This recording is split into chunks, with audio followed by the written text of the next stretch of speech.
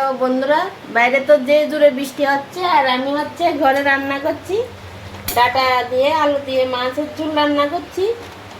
তো এত জোরে বৃষ্টি হচ্ছে, আমাদের গেটের সামনে ফ্লাড হয়ে গেছে। তোমাদের সঙ্গে শেয়ার করবো, চলো ফ্লাড দেখাবো।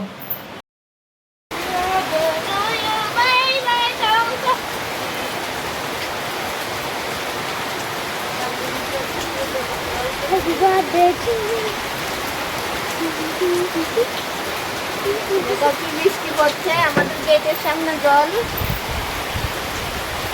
দেখো ছেলে নৌকা বাসিয়ে দিল। দেখো আমার মাছের ঝোল রান্না হয়ে গেল।